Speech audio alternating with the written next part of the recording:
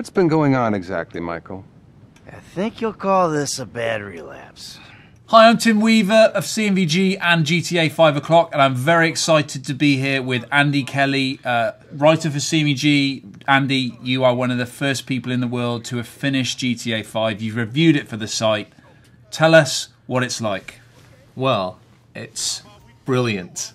Okay, that's Yeah. First of all, that's what we were hoping. In summary, yeah, it's it's a little surprised that it is really, really good. It's probably Rockstar's best game. It feels like a culmination of all their games to date, lessons learned in those games in Red Dead and previous GTA's and Max Payne 3. It feels like it's all culminated and resulted in GTA 5, and I think it's their best game. Okay, before we go any further, let me just reassure anyone listening that this will be completely spoiler-free, and I'll make it so because at this point I haven't played the game, and if Andy says anything to me that is vaguely spoiler-free, I'll be cutting him off at the knees. Yeah. So, Andy, talk to us about the world first of all. How does the world feel? Well, I think it's good to start with that because it is really the star of the game. It is massive, but we've seen massive open worlds before. The difference being in this one is that it's insanely detailed. So, like Panau Island in Just Cause 2, it's maybe bigger in terms of square miles or whatever, but it's all vast expanses of nothing. Whereas this, it's kind of reminds me of Arkham City, in that the world is so dense with detail. Wherever you go, there's something to find, some little joke to see, a little mission to pick up, or just a beautiful bit of scenery to see. So it feels. There aren't any areas where it feels like it's just a big procedurally generated, expanse of countryside. So that really, the richness and the detail of it is really like breathtaking at times. Were you surprised at how? Because on the GTA 5 O'Clock show, we've had quite a few readers comment that they don't think the game looked as good as they thought it might, and actually a few journalists have said that too. But we've always maintained on the show that from what we've seen of it, it looks really, really special. Do you think it does look as good as we hoped? Yeah, it's obviously running at a low resolution on 8-year-old hardware. So there's some stuff in the distance breaks up a little bit, the detail breaks up. But really, to say it is not a good-looking game is madness, because it's incredibly good-looking, and a lot of the times it's depending on the weather and the time of day. So, say you go up Mount Chiliad and it's foggy, it's not going to look great. It's just going to be all grey and sort of you just see stuff, outlines in the distance. But if you go up at sunset or during a bright day, you can see for miles. You see all the way over to Los Santos and in the distance. So like it is. There's the lighting in the game is incredibly good, and that really makes it so at night you get that when you look across the city, you get that feeling of what LA looks like at night in real life, where it's just that sea of lights, And then when you're out in the countryside, it might be you might be looking up at Mount Chiliad and there'll be like clouds and mist sort of enveloping it that's moving kind of in real time. So wherever you go, there's some beautiful lighting. Whether it's shimmering across the water, and the wave effects, the water effects are some of the best I've ever seen. Like really, they feel kind of like big swelling waves, with foam on them and stuff. And when the sun falls across that, and it is incredibly good looking. And some of the views, you go, how the hell is that running on such an old console? When you go up Mount Chiliad and you're looking across the Los Santos, you really get a sense of the scale. Or like when you're flying down a valley or down a canyon or something, you just see the amount of stuff that's going on, and at a pretty solid, 30 frames per second frame rate, it's really impressive. But also at a micro level as well, the amount of small details, even down to like the roads are kind of cracked and textured, and it doesn't feel like someone's just textured a road. It feels a bit more real. Everything has that grubby texture to it, like an edge to it, where it feels really, there's a lot of fidelity there, and on the characters and on the cars, and so on a grand scale it looks incredible. On a small scale, it looks similarly impressive. But there is some sort of distant jagginess you get, and kind of if you're going really, really fast on like a PCJ bike or something, you'll get a little bit of popping. Or when you're flying, you'll get a little bit of popping, but nothing that really is distracting or game breaking.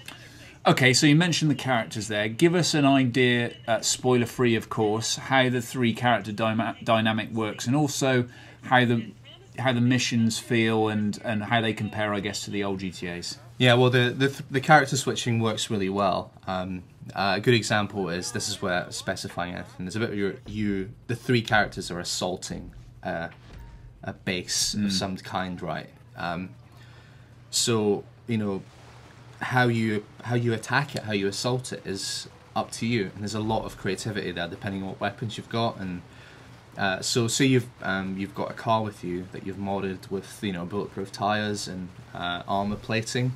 You could drive that in and knock a load of guys over and not get blown up, because you've modded your car. Whilst that's happening, maybe that's Franklin down there in the car because he's good at driving. You'll have Michael on a ridge overlooking the base with a high-powered sniper rifle, so he can be giving you cover. And when you're not controlling Michael, the AI will be, providing cover for you.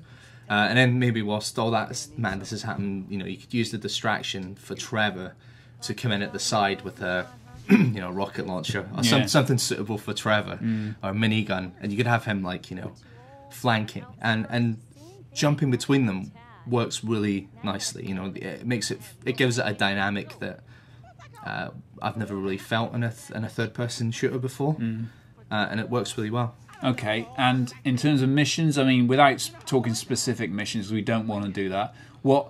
Variety-wise, are they good? And also, how do they, are there any of those you only had to follow the train CJ moments?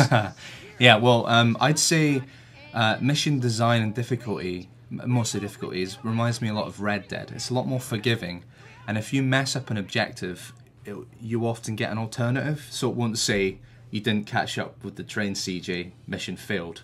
You'll have to find another way of fulfilling the objective. Sometimes there are some states where it goes, you didn't do this, you failed, but it is a lot more forgiving. It's easier, but it still feels challenging. There's some of the heists are really tough, in terms of asking you to make use of the character switching and be good with your driving and a good shot. But it is more forgiving.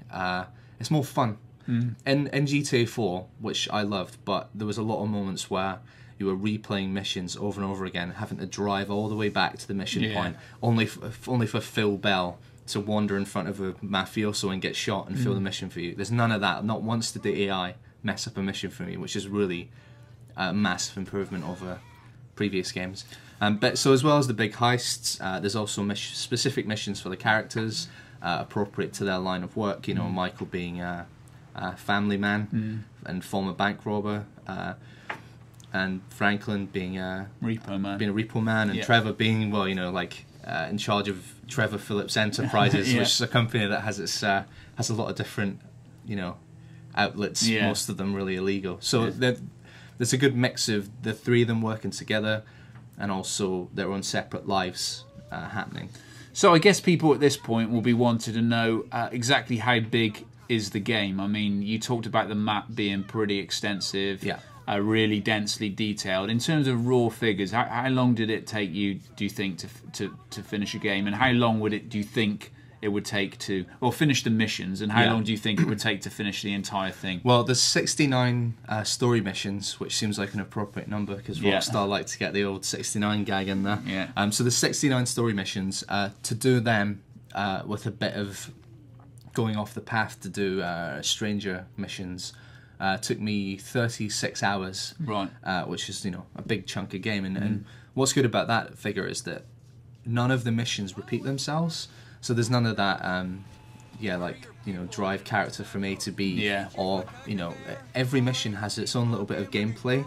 It's difficult not being able to talk about specifics, but outside of the usual driving and shooting, sometimes the gameplay will do a little twist, and you'll be doing something different, like something interesting, like with a new interface or a new control scheme, and that, coupled with the character switching, makes the missions really, really good. And within an hour, you're doing stuff that you'd have to play another GTA game for 10 hours to get to. Like, it kicks a lot of the stuff we've seen in the trailers.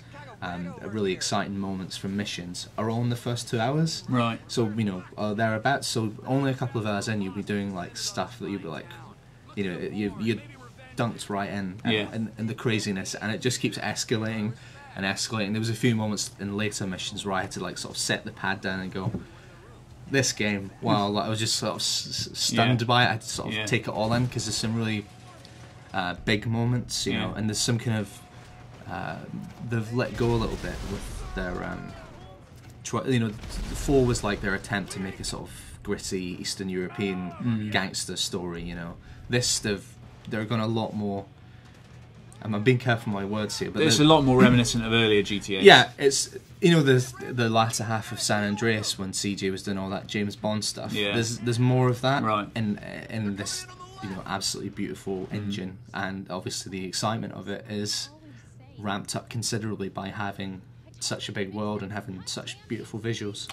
Okay, so in conclusion then, you love it, you think it delivers on exactly what it promised to do. I mean, give people a taste of what they can expect, obviously, without spoiling it, and why, you know, give us your conclusions. Well, just like everything has been tightened up really well. So the combat is has elements of Max Payne, has the tightness, and the aiming is really nice, and it feels nice, and you know, the cover system, you know, sliding between cover is really slick. The driving as well. I didn't mind 4's driving, but they've struck a really nice halfway between that kind of weighty physics and also a bit more stuck to the roads. So, you know, you've seen in the trailer there's a bit where, you know, you see a car weaving really fast through the highway, you know, between traffic. You can really pull those manoeuvres off in a good enough car, because you're more sort of stuck to the ground. But there's also, it still has that feeling of physics differing between vehicles. So when you're in a big, you know, 18-wheeler going down the highway at max speed, you feel like you're in a big heavy chunk of metal, whereas when you're in a really low, lightweight, you know, sports car, it feels, so they've kept the physics there and the feeling of variety between vehicles, but it's just slippier and a little bit more, you know, you can really grip to the road and do some more sort of daring stunts. And your sort of impressions of, you know, I mean, your final kind of your final word on it? I think it's the best GTA yet, easily. I think it's one of Rockstar's best games, and it is just a triumph of like world building and atmosphere and music. Everything about it is just classy and polished, and, you know, just feels great. You know, and even like the mini games like tennis and golf are all decent. Tennis and, you know, golf games, everything feels really tight and polished, and, you know, it's just it's so, you know, it's so big and so sprawling and so dense that it's really hard to sum it up. You just have to be there, sat down with it in the world, get into the story, to really understand how great it is. Okay, so that's Andy's conclusion on GTA 5. Sounds like a must-buy. Enjoy it out there. Let us know your thoughts in the comments, and we'll see you again soon. Anything else you want to tell me? Yeah. Even on the way over here, I think I killed someone. And you know what? I don't care.